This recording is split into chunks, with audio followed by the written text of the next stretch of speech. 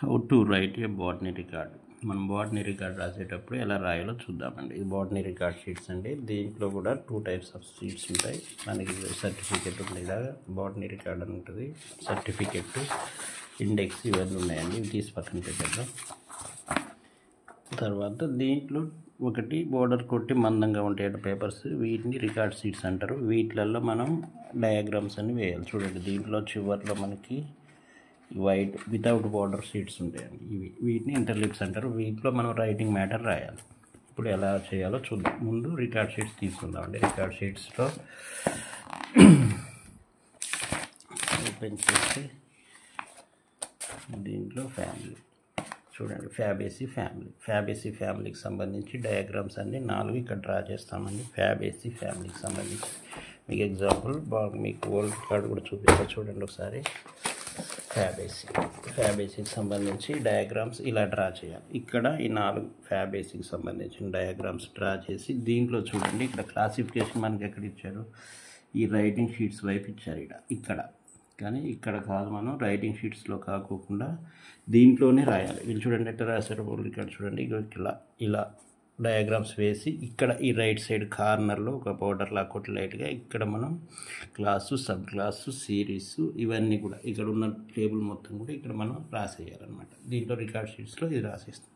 రాసిన తర్వాత దీనికి సంబంధించిన మ్యాటర్ వచ్చేసి ఈ వైట్ షీట్స్ ఉన్నాయి కదా, దీంట్లో రాయాలండి. ఇవి రైటింగ్ షీట్స్ అని చెప్పాయి కదా, వీటిలలో రాయాలి. వీటిలలో కూడా పెన్సిల్, రికార్డ్ రాసేటప్పుడు ఎక్కడ పెన్ వాడొద్దండి, పెన్సిల్ తోటే రాయాలి. ఈ డయాగ్రామ్ వేస్తుంది. దీనికి సంబంధించిన మ్యాట్రిక్ సైడ్ ఉంది కదా, ఈ క్లాసిఫికేషన్ మాత్రం రికార్డ్ షీట్స్లోనే దీంట్లోనే ఇక్కడ రాసేస్తాం. ఇక్కడ రాశారు కదా, ఇలా రాసేసి ఈ రైటింగ్ మ్యాటర్ మాత్రం ఈ వైట్ పేపర్లలో రాయాలి. ఇలా 1 సైడే రాయాలని మ్యాటర్ రాసేటప్పుడు 2 సైడ్స్ రాయాలి. చూడండి ఎలా రాశారు. ఇప్పుడు ఈ సైడ్ మ్యాటర్ ఉంది, ఈ మ్యాటర్ ఇలా 1, 2 చూడండి ఎంత ఉంది, చాలా ఉంది కొంచెం రాయడానికి.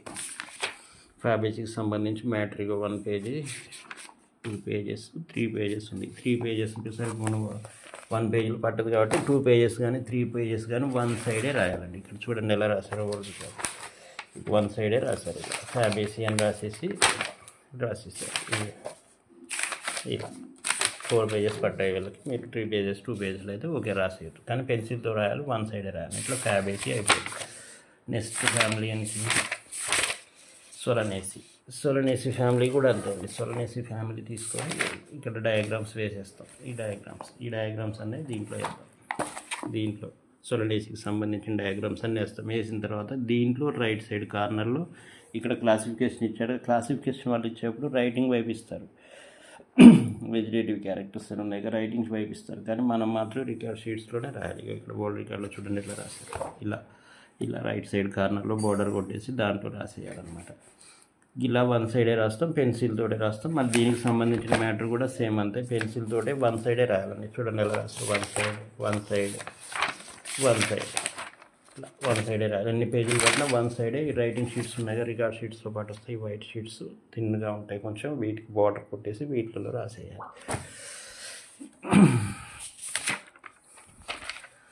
ఇవన్నీ కూడా అంతే అండి. జస్ట్ పెన్సిల్ యూజ్ చేయాలి, పెన్ ఎక్కడ వాడొద్దు. ఈ dicot root, monocot root, study of photo osmosis ఇవన్నీ కూడా డయాగ్రామ్స్ ఏమో బోర్డర్ ఉన్నటువంటి ఈ షీట్స్లో వేస్తాం. మామూలుగా రైటింగ్ షీట్స్లో రైటింగ్ రాసేస్తాం. 1 పేజీ పట్టకపోతే 2 పేజీలు, కానీ 1 సైడే రాయాలి. అది మాత్రం గుర్తుపెట్టుకోండి.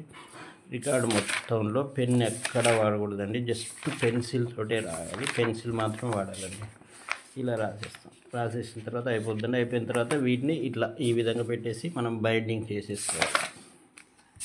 ఇలా అంటే డయాగ్రామ్ ఇటు ఉంటుంది, డయాగ్రామ్కి ఆపోజిట్ అంటే రివర్స్లో ఇలా పెట్టాలన్నమాట. దీనికి సంబంధించిన క్యారెక్టర్స్ ఉన్నాయిగా, వీటిని రివర్స్లో ఇలా పెట్టేయాలి. ఇట్లా పెట్టేసి మనం బైండింగ్ చేస్తే రికార్డ్ అనేది ఇలా ఉంటుంది.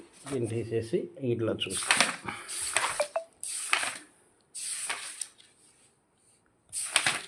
ఇదంటే రికార్డు ఇలా ఉంటుంది.